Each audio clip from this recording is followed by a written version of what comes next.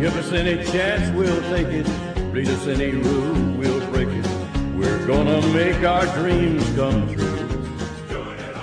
Hello, everyone, and welcome back to Night After Night, the podcast about 8 seasons in a row, with a quick breaking news update. We're going to go to Lisa with the report. Yes, unfortunately, we have just learned the news that Laverne and Shirley has been dropped from Logo. That means that currently the only way you can access the show in any sort of broadcast format is it through the Pluto TV app and through the live streaming channel. However, there's also going to be a new network coming from MeTV, which is called MeTV Plus, which will be broadcasting Laverne and Shirley on the weekends. Unfortunately, so far, that network is only available in Phoenix and Chicago and in those markets, which we can reach that version of MeTV from. Indeed. Well, so I guess we're going to have to say Lego my logo in this situation. Unfortunate thing. Yes. This is why you asked me to be on the show. Yes. I make the jokes. Anyway. Yes. Yeah. So this still means that there's still there's no on-demand streaming, and even when it comes to the Pluto channel, it's specifically the Happy Days channel, which plays Happy Days, Mork and Mindy, and Laverne and Shirley, kind of in different patches, right? Yep, and erratically. There is no set schedule. It seems to right, and it's the same set of roughly 20 episodes. Right, and they did a little bit of rotating, I think, a few months ago, but it seems as if they pretty much have locked in. Like there's a batch from season 3 and 4, a little bit from 1 and 2 that they seem to rotate in. Yeah. I have never seen a season 5 episode, never seen anything from the California years. Some fans will cheer that, but season 5 getting no play is ridiculous, in my opinion. Yeah, it's a little. It does seem a bit spooky. But in any case, the other thing also to mention, we had talked about this when the episode started playing on Pluto. We weren't sure as to the source. I still cannot 100% confirm, but I did notice when they played Supermarket Sweep about a week ago, it definitely looked like a 1080p, which is to say a full HD version of the file. So that is something to be aware of, that there is a possibility that they may be incrementally starting to do high definition transfers or high definition exports of these episodes, which may be the reason why it's currently still pretty sporadic. There were strong rumors that the show was going to receive a Blu-ray release, and I don't know if that ever happened. Season 1 was supposed to be released on Blu-ray last year. I don't think I've ever seen it available in that format though. So. Yeah, I don't believe so. I've done searches for it, and as of this recording, currently in May of 2021, we still have not yet seen any, any sign of it so far. But it's still, there's time. There's still time. The world has not ended yet, despite 2020 definitely trying to get there. Yeah, we have not fallen off the edge of the earth yet. Nothing horrific has happened yet. Too horrific. Plenty of horrific things have happened, but no meteors have hit the Earth at this point. Yeah, we don't have Gorath, on a collision course with us or anything. Yeah. We're not there yet. Yeah, not yet, thankfully. Anyway, so does that cover the news for today? It does indeed. All right, and so with that, ladies and germs, we will allow you to get back to our regularly scheduled episode of Night After Night. Welcome to Night After Night, a podcast about 8 seasons in a row. I'm Mr. Fernandes, and I'm Chris Jayawardena. Hello. And we're here with a review of The Horse Show, which is an episode from season 3 of Laverne and Shirley. It was directed by Alan Rafkin and written by Judy Pioli. I bet you get some facts about at least one of them, don't you, Chris? Yeah. So in Alan Rafkin's case, I mean, I'm really just running out of things to talk about with this guy, and it's bad because I think we're about a little over halfway through the season. I mean, he did some episodes of My Favorite Martian in 1963 through 64. I mean, that's cool, right? Yeah. He worked on the Danny Thomas Show. But anyway, jokes aside, the guy has a fantastic track record working on Andy Griffith, working on Tim Conway, 6 episodes of Get Smart, which I liked as a kid, personally. Yeah. A good handful of, almost a dozen Love America Style. And things of that nature. So, I mean, this guy had a ton of experience before he made the leap to one day at a time in the late 70s. So, he was he was a busy dude, he was an active dude, and he never stopped directing to the day he died. So, kudos to you, Mr. Rafkin. Although I'm very curious what his tell-all book is all about. And as for Judy Pioli, hi, Terry Botafuco. It's good to see you there. Yay! So this is the second of 14 episodes that she has writing credit on for Laverne and Shirley. Yay! She went to work on the TV series Valerie in the 1980s, as we may have mentioned before, but also of note, she directed a ton, including 40 episodes of Perfect Strangers in the 1990s, which included other such Laverne and Shirley alums as Howard Storm and Paula A. Roth. Yep. She did a lot of wonderful directing. She directed a very iconic episode of Golden Girls, which is Henny Penny Straight No Chaser.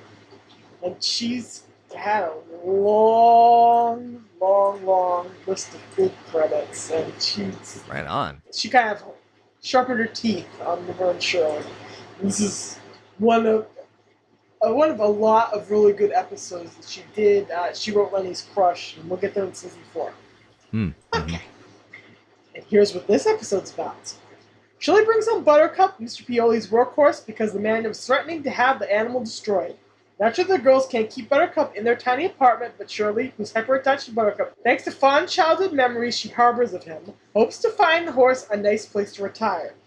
They get Edna, the boys, and eventually Frank on board, but an appearance by the health inspector threatens both Edna's building and Buttercup's life. Will Carmine come through with a job for the horse, or is it bye-bye Buttercup? What do you think of this episode? He's such a good boy. Good boy. Oh man, yeah. My notes go. Okay, start of episode. Tour of the house. Horse hours. Horse. I'm not. There's some people who are super into horses. I'm not an equestrian type person by nature, but I do like animals. I do like horses. I think they're very beautiful and majestic animals. I adored it for that nature. I also love that this is one of those episodes where every time everyone's like, nope, the horse has got to go. And as soon as they meet the horse, they have to find a way to keep the horse from going to the glue factory. Yes. And it's fantastic. And I love the setup with Shirley, and Laverne coming in wearing the green sweater, which I'm happy to see return, and Shirley's flattery.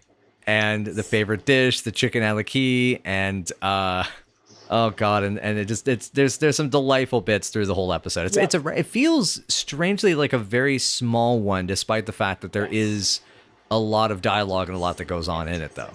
The very sweet-natured episode is very kiddish in a good way. There is a real sense of them kind of being cartoonish, but not cartoonish in a way that's offensive or garish. It's just a really sweet episode about how much Shirley loves this horse and would do anything to save this horse's life. Mm-hmm. This is one of the first episodes that really focuses on Shirley's love of animals. We obviously got one in season 1. Mm-hmm. One flew over Milwaukie, where we met her canaries. It's going to resurface again in season 4, and it's going to be a factor in season 6 as well. This is at least in part because Cindy Williams herself really loves animals. So, yeah. This is part of the reason why we have animals plus big animals plus small actors equals fun. As always. Yeah. Oh, totally. Yeah. And it just, yeah, exactly. I mean, the moment when they come into the bedroom on Buttercup's back is beautiful. I love it. Yes, I love that. That's so cute. I was just gonna mention the you get crazy with the animals, and it's like you'll be painting his name on the mailbox in no time, and I so vividly could picture that when that moment came up. Oh yeah. Shirley loves animals that much. You can absolutely picture her just making this horse a permanent part of her life. Mm-hmm. Because she would do it. She loves Buttercup. She remembers Buttercup from when she was a little girl. Buttercup to her is still the same pony. Mm-hmm. And ultimately, the way she gets everybody else in the cast to fall in love with this horse is adorable. This is completely adorable. Of course, it starts with Laverne. And Laverne's kind of, get rid of the horse, even as we get deeper into the episode, even though she likes Buttercup, she just can't wait for the horse to leave in several different ways. Mm-hmm. I love that Shirley tries to blame Buttercup's noises at first on Lenny's uncanny ability to do barnyard impressions of horses and other animals. Yeah. Good one, Len. And Laverne figures out that him pretty quickly, which is amusing in of itself. Yep. And I love that by calling up the dumbwaiter ends up summoning the boys. So once the tantrum that she throws gets going, is done, and they have the breath holding contest. Yeah. And the boys come in and they join in. Yeah. And then Penny takes one look over at them and almost loses it. Yes. You can see her almost crack up in the take that they kept. Oh, it's wonderful. It's so beautiful. It's beautiful. That's a wonderful little moment. We won! And then the boys originally came down because they wanted to know how to get pudding off of the ceiling. That's a good question though. Yeah. That can happen. You never know. You might be mixing some pudding with your electric beaters, and suddenly, something happens. They might have just pitched them up there for the heck of it. It's not that horrifying when we think about it. Considering the other substances they could pitch at the ceiling, if you really think about it, just be glad it's pudding. It's a good point. It could be, I don't know, moldy socks, moldy food on a plate to see if it sticks. Other moldy cockroach riddled food. Other things. That comes up later. We'll get there in season 4. Anyway. Yes. But yeah, no, totally. And I love when they first hear the horses. Did you hear that? Say no. No. Oh God. This time I heard it. I love the way the boys bond with Buttercup. It is so sweet. Mm-hmm. And of course, first it's Lenny. I'm a teamster and I don't eat people. And he just gently kind of puts his hand underneath the horse's mouth and slowly starts to become bewitched by the horse. It's very sweet. And Squiggy won't, of course, touch the horse because he's afraid of live animals. Right. And he won't say what Lenny's afraid of. Lenny's horrified at the idea of him saying what he's afraid of. But he's afraid of all kinds of things. We already know that from Drive She Said. Mm-hmm. And we know he's afraid of linoleum, and linoleum is going to be his base fear throughout the series right up through season 5. Oh, interesting. Yeah, when it comes to wild animals and horses, I mean, I know I have friends. I have a couple of friends. They've been best friends since they were, yay high. I'm putting my hand at about a 4-year-old's height, and they have a sad story that I think they were in their early teens. They tried to ride horses, and this horse, there was just it was a bastard of a horse, and it kicked off one of the one friend and kind of tried to attack him and actually tried to kill him, I think. Ouch. And so the other friend basically was like, okay, horses can piss off forever. So yeah, that's always been a thing. So I mean, I know what happened. So I guess what I'm saying is, not everybody's good with wild animals. Not everyone's good with horses. Oh yeah. They have bad experiences, and Squiggy seems like the kind of person he probably had. I don't know. He had like a badger or a possum in his bedroom when he was a child, and it attacked him. And so wild animals, it's like, but it's just a horse, Lenny. It's like, yeah, but it's got the squirrely beady eyes. It's like a possum incident all over again. I'm just headcanoning at this point. It's kind of like Shirley's experience at the circus with a camel dirtied on her foot. There you go. Yeah. I love that Shirley just asked them both, do you want to help old Buttercup? Yes, please. Yes. Oh my gosh, I love that.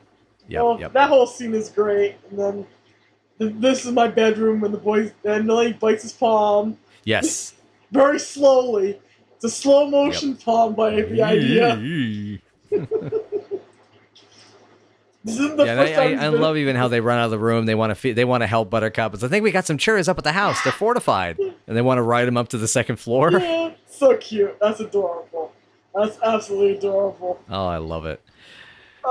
And so then yes. All the facial expressions about the discussion that Laverne doesn't understand what they do with old horses. Yeah. Glue? It's like where does the glue? It's where does the glue come from? And it's like the 5 and dime. Yeah. It's like, where do they get it? They make it at the factory. How do they make it? They make it from glue stuff. Glue stuff comes from what? Horses. His mother was probably part of this morning's mail.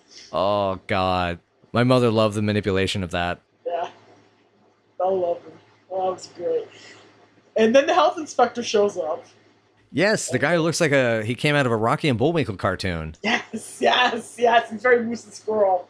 He kind of likes to fire under the plot because now they can't just leisurely wait it out trying to find the right place for Buttercup. They have to get him out of the apartment building ASAP or Edna's going to get fined out the wazoo. Yep. It's the end of everything. Yeah, it's a bummer the health inspector, he actually had a long time TV career that started from the mid-1950s, and most people, the actor's name was Robert Casper. No relation, I think, to the Friendly Ghost, as far as I know. And he, many may recognize him as Mr. Gerard in Room 222. He was a regular on that, and he was also another Mary Hartman regular. But he, it's just a case of the guy worked a ton and had worked a ton by this point, so it's kind of. It always feels a little unfortunate when they don't give an actor. They're unable, I think, to give an actor, more lines. But at the same time, it lessens the relief at the end if you continue having this guy as a continuous threat. Yeah, exactly. I love how the audience digs on. They really liked Shirley going, "You can't go without a search warrant." I love that. Yeah, exactly. They're like, "Yeah, stick to the man, stick to the man." Yeah, she's got a plan to stick it to the man. Shirley Feeny is the defiant one. That's coming in season 7. Okay. Then, of course, we get to see what bedtime looks like at the apartment with the horse there. Yep. And the vitamin pill gag, which is iconic. Mm-hmm. Where Laverne accidentally swallows the pill, shoots it all over the room, never quite gets into Buttercup's mouth.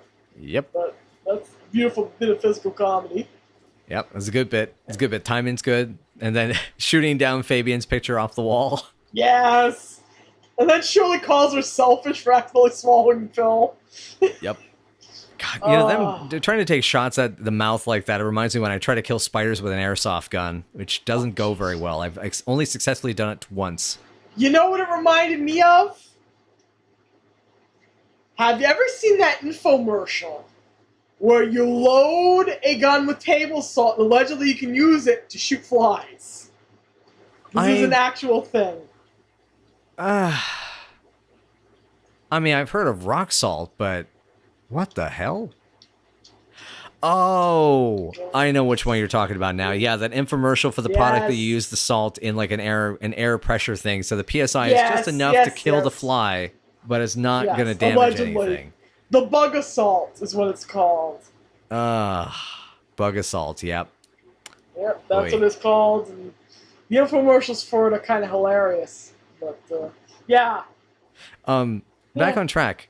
Was it just me or did Carmine look like he just came back from his Rumblefish audition? Yes, he does. He does. It sounds like, it kind of almost looks like he's ready to start pirouetting the West Side Story. That doesn't happen until season 5. We got a lot of future call forward in this episode for some reason, but yeah.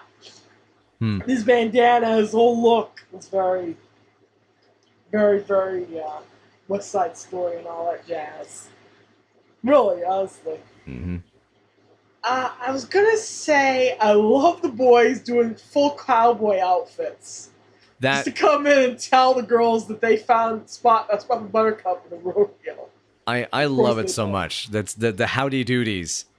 Howdy doodies. I'm more into Lenny's outfit, but God, they're both really great. Yeah. Yeah, he looks good in that. That's why. And Lenny's voice. Oh yeah. Man. Yeah. I love that he just, there's two of them just go for the gusto, both costume-wise and in trying to help the girls. They're trying to be helpful. Mm-hmm. This is the first time we see the Shirley Feeny shimmy. This becomes a Shirley thing in a way that she tries to seduce Carmine repeatedly throughout the show. And it ends with her puffing on his lips and kissing him every single time. Yeah. If we have to cut it, we'll cut it. But I have to say, for that kiss to work as well as it does, she has to have given him a blowjob by this point. That's why her diary is in code now. Because she's done that. She's done that. She didn't A3, she B7'd. No, but I will say the shimmy is a Yes. powerful shimmy. Yes. She knows that she's hot, and she knows how to apply it, especially to Carmine. Mm-hmm. And immediately agrees to do it. He immediately agrees to start looking all over the place for the right farm for Buttercup. Yep. So he either knows what that will entail, or it's just a magical kiss. That's got to be a pretty special one. Yep. Like I said, she had to be 8 instead of YG. Anyway, I love. This is where we find out that Frank started out his career life as a mailman. He was not always a restaurateur. Mm-hmm.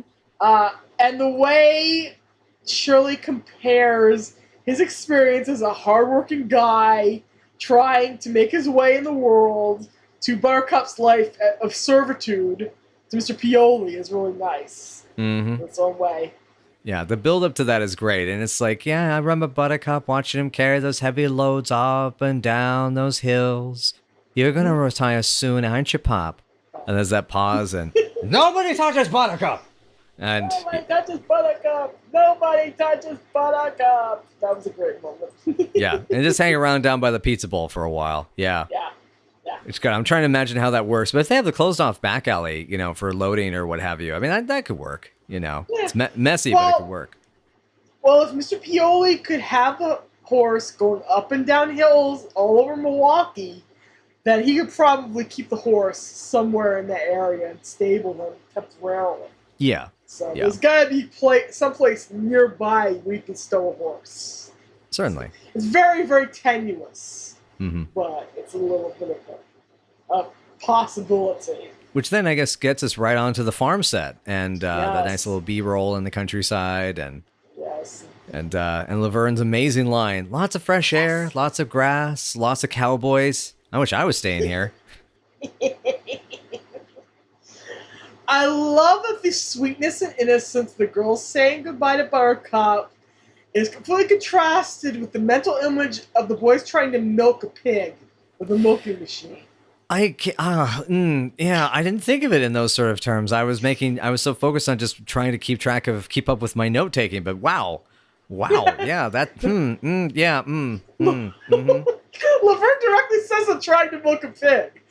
yeah, no, they're gonna be busy all afternoon playing with that milking machine. That's my note here. It's like, oh yeah, boy, which is also filthy in its own way if you really think about it. Ugh, yeah, But sashay down Smut Alley today.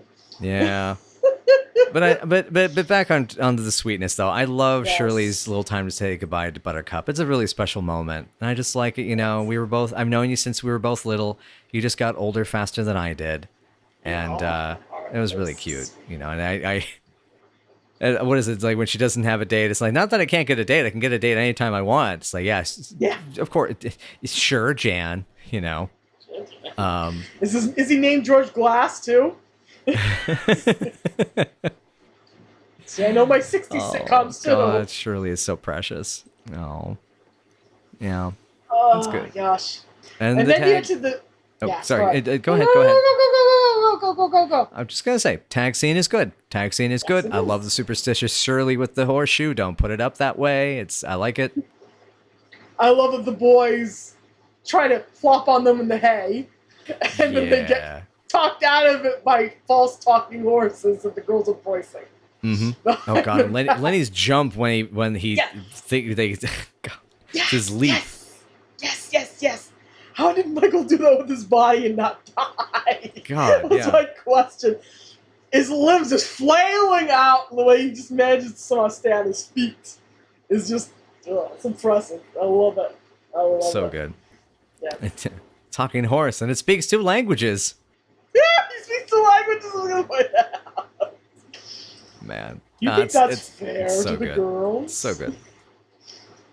And I love the way Lenny looks at that horse after having cleaned up all of its manure. This is the way he points at it. His hanky-covered hand, his bandana-covered hand. Mm-hmm. Okay. I think we are at rating time, unless we got more notes. So, what are you thinking? What you feeling? What you feeling for this one? This one is around a 6 for me. It's a lot of fun. There's some really sweet character moments. It feels a little episodic to me for some reason. A little cartoonish. Actually, I'm gonna probably up it to a 7. It's about a 7.